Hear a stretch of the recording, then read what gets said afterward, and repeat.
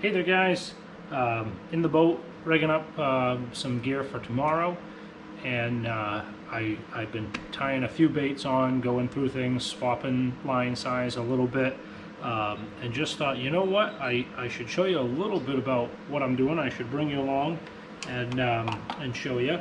I'm a little unprepared. I honestly, I'm gonna show you the knot I use to tie two lines together. In this case, it's braided line to fluorocarbon. I'm a little unprepared. I don't even remember the knot's name. I've been tying it for years now, gosh, it evades me. I'll figure it out eventually and let you know. But I figured I might as well show you. It's not the best knot in the world, but it's a fairly simple knot to tie, and size-wise it fits through the guides pretty well. It's probably not the smallest, it's not the largest, it's not probably the strongest, but it's not the weakest. It's all around just a decent knot. I've got a lot of trust in it. Every once in a while it fails me, but that's probably my error more than not. But you know, it has worked very well and goes through the guides pretty well, and I do like it a lot. I like fishing braided line. I like fishing fluorocarbon. Mono has its place, but I don't use it much. I find this year I'm using braid to leader a lot, like a fluorocarbon leader. I've done that in the past, but it does sometimes annoy me to have that knot going through the guides and on your thumb as you're using a bait caster, and you're feeling it on your thumb. It is annoying. I'm getting more used to it. I'm finding that if I tie a leader a little bit long, so instead of maybe a 6 or a 12-foot leader, I'm going with maybe, I don't know, maybe a 20-foot leader. I find that it maybe goes through those guides. It goes through the guides well, but it gets to that point on the bait caster where your thumb's kind of coming off the spool for just a little bit, and so I find that, you know, I'm not hitting my thumb as bad. And some guys will say, well, you've lost the whole point of having braid to leader because you want it to be, you know, totally snappy. I don't know. I don't feel like I have. Yes, you've lost some of the positives, but I feel like it still gives me a really good hook set and pretty good snap. If I'm working a bait, I'm going to cast a lot farther than 20 feet. So it's, you know, on a long cast, that's where I feel like it matters most, to have that braid to really get a good hook set and good feeling of the bait, which I get. Yes, I probably sacrifice a little feeling, but it also has a little more stretch as the fish gets closer, which I like as well. So I find a little longer leader to be helpful for casting, for fishing it, and if you know, inevitably you're going to need to retie a few times. It gives you some length to work with. You're not immediately right down to the end. And I like fishing. I like to use a Palomar knot when I'm just tying regular baits on, which uses up a fair amount of line. So I find a little longer leader works better. I don't have to worry about it. I can fish it all day and probably multiple days before I have to cut it off and retie it. So I guess I'll show you what I do for tying this, you know, connection knot. Again, I apologize. I don't even know what it's called, but you're taking the two lines. In this case, I think this is maybe it's a 20-pound braid. 15 or 20-pound braid to I'm going with a 12-pound leader now. I'm using it I'm fishing a jerk bait on it, suspending jerk bait. We're in Maine, it's still pretty cold. It's May 1st now. We've had an early spring, but sort of the spring has stayed spring to winter. We had snow just a couple days ago, last Saturday, I guess that's more than a couple days, but you know, it's almost a week. So 6 days ago we had snow. But that's not that long ago, and the water's still pretty cold. So I typically, when the fish don't fight that hard in the cold water, I go with a lighter leader. I find I can get a little deeper, which is usually where the fish are, on my jerk bait, and they're not pulling so hard. So it really doesn't matter that it's a light leader. So I'll go with an 8 or a 10-pound leader oftentimes. Fluorocarbon, but as it warms up, the fish fight harder, and then two, you kind of want that bait to stay a little shallower, which when you upsize your line, it runs shallower. It doesn't go as deep. So I find, for me personally, that upsizing the size of the fluorocarbon later on is a little more helpful. And again, fishing braid to leader, it's not hard to do. I mean, you're cutting off 20 feet of fluorocarbon, not respooling a whole reel. The braid is just fine. So we're gonna take the 2 lines. I'm putting the braid in my right hand, the fluoro in my left, and I'm just gonna put the braid underneath, the fluoro on top, the braid underneath, and just crisscross them. So here are my 2 ends. I'm just gonna crisscross them there, and I'm gonna just wrap this towards me. I'm gonna wrap the braid. I'm gonna start with the braid, and I'm gonna wrap it towards me around the fluorocarbon line, the line that I'm going to attach to, not the end, but the line that I'm going to actually attach the long end, that 20 feet that I'm going to cut off.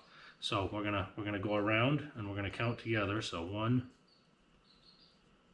2, 3, 4, 5, 6, 7, 8, 9. Okay, and I'm going to take that line and lay it right up. There's now, it looks almost like a V between what's left of that fluorocarbon, the tag end, and the braid, the long end. We've kind of created a V. I'm going to now put it right in the middle of it. So we got 3 lines coming together. Here's my braid that I wrapped around and laid up past. And then I'm going to take this and crisscross it over, and I'm going to pinch these lines, all 3 together, with my thumb and my finger. And yes, I have kind of, I look like I'm all thumbs doing this. I've done it hundreds of times, but I still look like I'm all thumbs. It takes a little practice, but you'll get it. So we're going to start counting. That's 1, 2, 3, 4, 5, 6,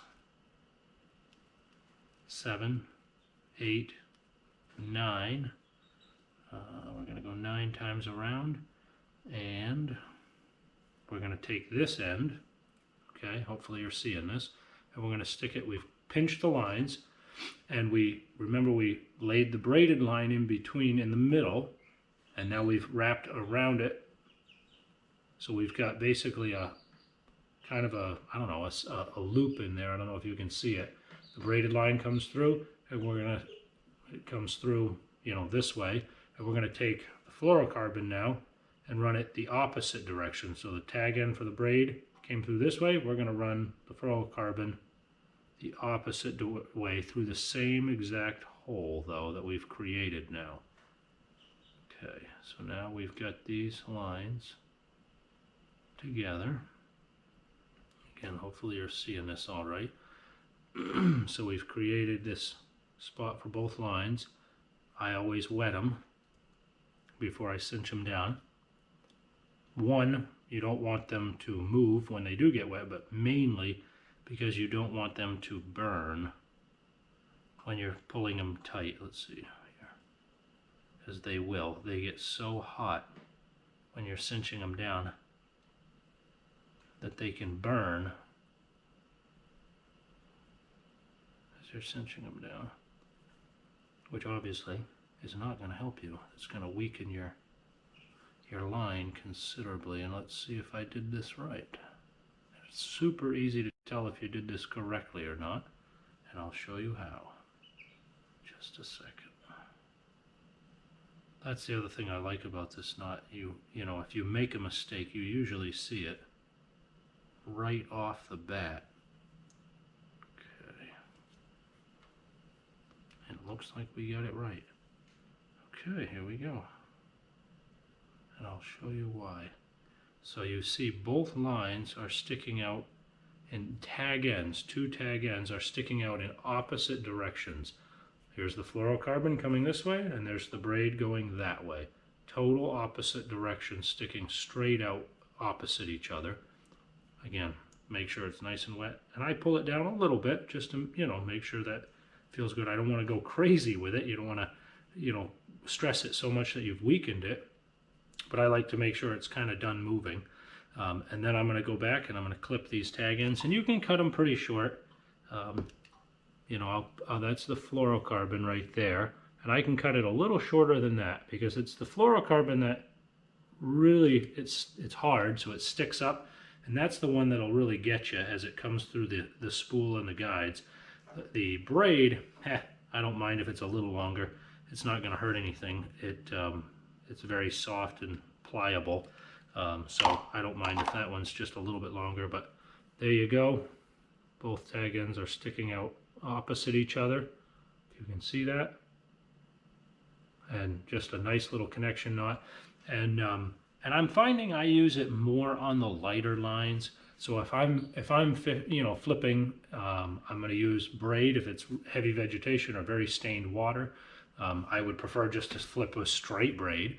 But if it's very clear, I'm going to use fluorocarbon, and I'll just use straight fluorocarbon. I'm not going to go braid to leader on something like that. I find, again, this is just me personally, but because the knot has to be so much bigger because you're flipping with a heavy braid, and then probably say a 20-pound fluorocarbon is what I'm typically flipping with. Some guys go 25, some go 17. I find I like 20 quite well. If you get a good quality fluorocarbon, you rarely break off. You can, but you rarely break off. But I find when it's that large of a line, fluorocarbon, you put that connection knot in there, and it is just a beast coming through your guides and thumbing your spool. So I don't really care for it in that situation. And most of the time, if you're flipping the cover, you're not casting a really, really long way. So there's not as much stretch in the line anyway, and you're usually using a pretty stiff rod, a heavy, or something in that medium heavy, heavy, extra heavy, somewhere in there, and it you can set the hook no problem typically.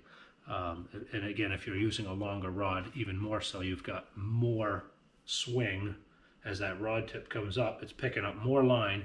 If you're using a really, really short rod, a 6/8 or something, well, yeah, it's not going to pick up a whole lot of line, so you might have more trouble. But the longer you go with a rod of 7/6, or even longer if you wanted to, but a 7/6 is 7/3, 7/6, something in that, you're picking up quite a bit of line when you're setting the hook, and you should be doing it from a semi-tight line anyway. You don't want to swing on a whole bunch of slack, so you want to wind down to them, reel down to them, and then set the hook. Typically you're just fine there. So that's what I use for my connection knot. Works really well. It's very simple, easy to do, and easy to see if you did it right. So I like it. All right, good luck to you out there.